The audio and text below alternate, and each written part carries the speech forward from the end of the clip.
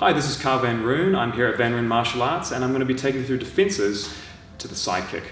If you haven't already seen my video on how to deliver a sidekick for sparring, then please go back and check that out. Okay, so Harry's going to come in and join me and I'm going to take you through a few options. So when we look at the strength of a sidekick, one of the key things is if Harry poses his sidekick up, it's strong because it's direct. So it's coming from A to B in a very efficient manner. If he throws it well, it's going to be really efficient and it's not easy for me to get around if I go on a straight line. If he, however, lifts it up in a way that's off center, it's going to make it easier for me to counter. So for example, if he chambers his leg and he's got his foot over here, or he's got his foot low, or he's got his knee over too far this way, or if perhaps he steps up, then it's going to make it easier for me to get inside or to counter on my own beat. Let's assume though that he has a really efficient sidekick because he's already watched that video on the sidekick earlier on. So Harry's going to throw his sidekick. Let's just have a look at how he throws it, okay? So he's going to kick towards my arm. Come, Harry. Good. A little bit quicker. Go. Nice. Good. So he's got that nice lift and shift and it's a really direct line. So it's strong because it's direct and it's strong because he can do it from a long range and he can basically beat me to the kick, in this case, with that. Yeah. So the key for me is to really get off the line. I need to get off the line so that the kick is no longer direct. Right. So a couple of basic options are to go either on the inside or outside. On the inside for Taekwondo, you've probably got a few more scoring targets, but on the backside, it's more difficult for him to deliver counter techniques or follow-up techniques. He could do a back kick or a reverse turning kick, but that's going to be difficult for him if I come in quickly. So let's look at a really simple counter to start with. If he throws a side kick, and let's say that I want to counter with my turning kick, doryochagi. If I come directly backwards like this, he does it, side kick, boom. If he was to throw two side kicks, a double, and pump forward twice, go Harry, boom, boom, he'll catch me in the middle of my turning kick counter. If on the other hand, I push forward and I almost favor the backside of his body a little bit. He'll slightly cook it towards his side. So when I counter, I go a little off the line and I kick up and under. I'm even exaggerating that probably a little bit more than I need to. I really want to do it the minimal amount. So right up until the end of the kick, he thinks that he's got a chance. He's got a chance. Then he'll really commit and I'll be able to counter effectively. So if I get him to commit a bit more to that kick, so just bounce a little bit, Harry, and then give me a nice quick side kick when you're ready. And I'm going to counter. Now you notice the way that I did the turning kick counter on that, rather than coming up and around like we would if we were doing it in patterns, right? We come up and over this way. We kick the ball with our foot and we create a nice open technique. That's great for developing fundamental movement, but in this case, by the time I've come all the way around, it's a bit indirect. So we're going to cut through, up and under, and if he's got a guard like this, I'll even try to get under his elbow here. That will encourage him to drop his guard so I can open up his head as well. Great. So that's one option, kicking up and underneath like that. If I want to counter with my lead leg on the other hand, and I want to go on the inside, I'll fake towards him, and I'll push off my lead leg as though I'm going to run towards the open side. I'm not going to push off this way this time. I'm going to keep my shoulder, my hip, and my foot in a line. Okay. So I'm going to use this type of movement, splitting my legs. I call it a walk it off.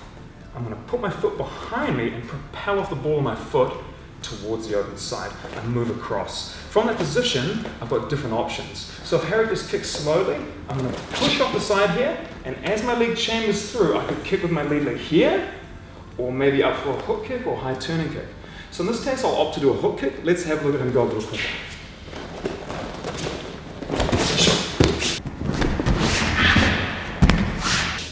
So I push off the lead leg, and as I complete the step here, rather than putting my foot back down in the stance, I go straight into that hooking kick off that front leg. Right.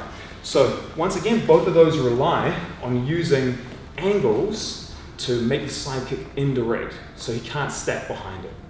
Great. A couple of other options that you can use to beat the opponent's side kick are going behind his back. So for example, if he side kicks towards me, a good way is to parry.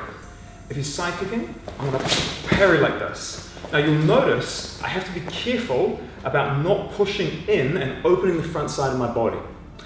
If I try to go behind him and square up at the same time, go Harry, I can sometimes expose myself, right?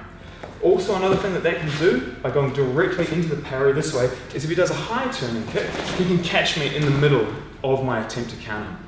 So what I really want to do is as he kicks here, kick Harry, a little hard on my neck, good, he's kicking here. I want to try to take his foot from my lead hip towards my rear hip. Rather than hitting like this, across, which gives him the chance to rechamber his leg, he can hit me again, I try to drag his foot to here. Not by grabbing it, because that's not legal in general Taekwondo rules, right? But by knocking it towards my back hip. And that also creates a cover here in case I don't get it quite right. So if he kicks it a little quicker, I take it across here and I drag him to this position. You can see this hand is already available for that reverse punch, right? Okay, so that's another option too. You want to drag back and then push in behind the person's back. So those are a couple of fundamental ways that you can counter that side kick. Really, what you want to do is you want to think about the structure and power of a side kick and then eliminate that. So side kick is strong when it's in an A frame. So if he lifts his leg up, this A frame is strong as long as he's got that alignment and he can get his legs straight. If I go off the line on the inside or on the outside, it's no longer useful. If he lifts his leg up and it's bent, it's no longer useful. If he lifts his leg up and his foot is below his knee, I can come straight over the top with my own kick. It's no longer as useful. Yeah. So those are some key points when you're trying to defend against the side kick. Just one final note, whenever you're trying to counter any technique in sparring, rather than it being a passive process where you wait there, hoping that they'll throw the right technique for you to counter, which usually ends disastrously, you want to draw. Now, the way I define a draw is by inviting somebody else to attack you. And it's not always perfect, but it's one of your best ways of anticipating what the opponent's going to do next. Basically, you invite them to attack. And the way that you do that is you control the range, you use your footwork, and you control which targets are exposed. So for example, if I'm a little closer like this, then it's much easier for Mr. Glover to punch me, right? It's much easier for him to punch me. If I'm a little further back outside that, it's easier for him to throw a tourniquet at my body, right? So in that range, I'm drawing a tourniquet.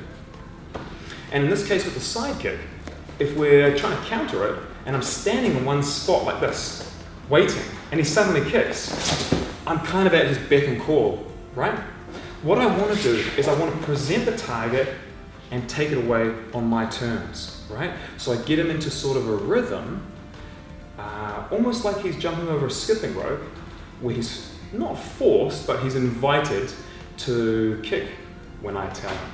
If you want to learn more about that, then please watch my video on drawing. Thank you very much for tuning in today for this video. If you'd like to learn more, please subscribe to our channel, check out the content on there, and let us know what you think by commenting below. Thank you.